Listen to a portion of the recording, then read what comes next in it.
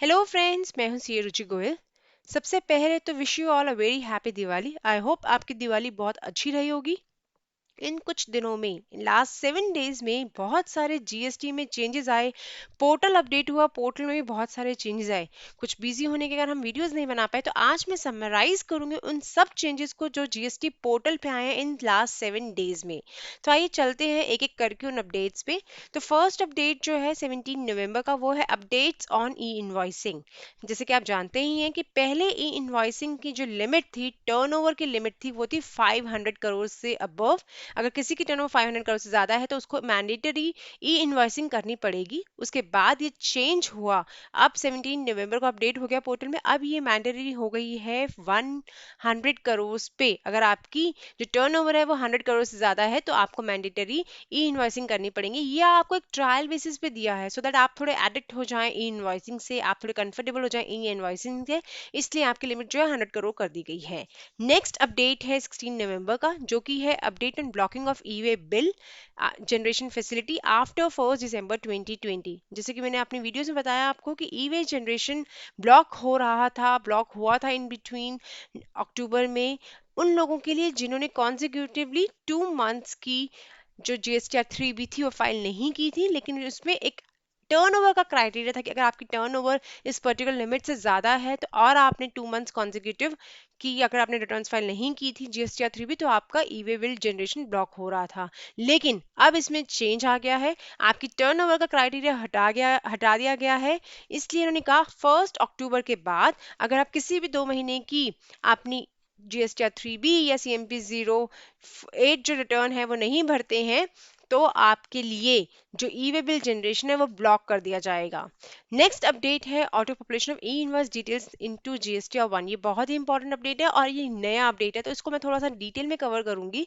आपका जो, अगर आपके ऊपर ई इनवॉइसिंग एप्लीकेबल है और आप इनवॉइस जनरेट करते हैं तो आपका वो ई इनवॉइस जो है वो ऑटो पॉपुलेट होके आपके जीएसटीआर 1 में ऑटो रिफ्लेक्ट होगा। जी हाँ, ई इनवॉइसिंग है अगर आपके पास तो आपकी जीएसटीआर 1 में डिटेल्स अपने आप आएंगी।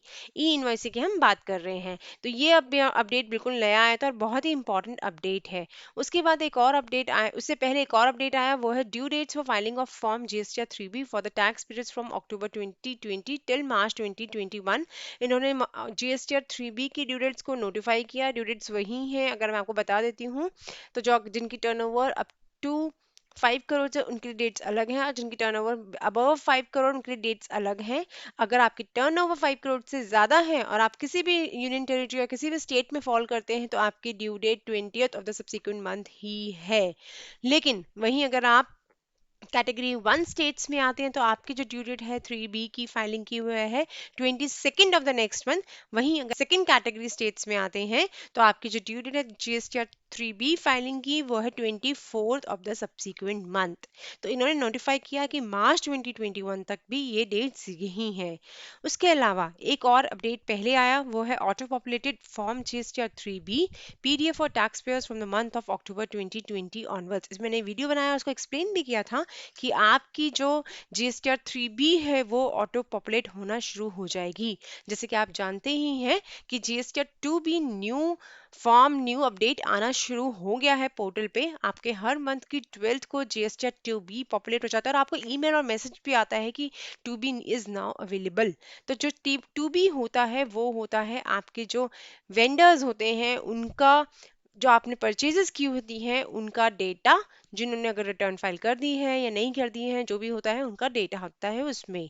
अब आपकी जो 3B है वो ऑटो पॉपुलेट होगी उस 2B से और जीएसटीआर 1 से। जीएसटीआर 1 जो कि सेल्स का डेटा होता है और वो आप जीएसटीआर 3B भरने से पहले फाइल करते हो, तो आपका जो जीएसटीआर 3B है उसमें पॉपुलेट होगा आपका जीएसटीआर 1 और जीएसटीआर 2B का डेटा, मतलब परचेज और सेल दोनों का डेटा। बट जानने की इंपॉर्टेंट बात जो यहाँ पे है वो है, क्या वो डेटा आपके जीएसटीआर पोर्टल में डेटा अपडेट हो जाएगा? क्या वो जीएसटीआर 3B आपके पोर्टल पे जो आता है फॉर्म आता है उसमें अपडेट हो जाएगी? नहीं।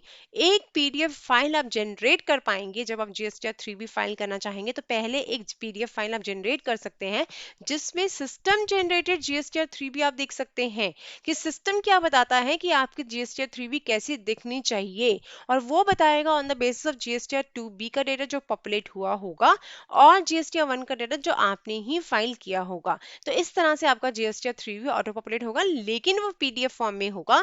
GSTR पोर्टल में या फिर हम ये कह देंगे GSTR के टेबल्स में, GSTR 3B की टेबल्स में कोई भी डेटा अपडेट नहीं होगा, वो बिल्कुल ब्लैंक्स आएंगे।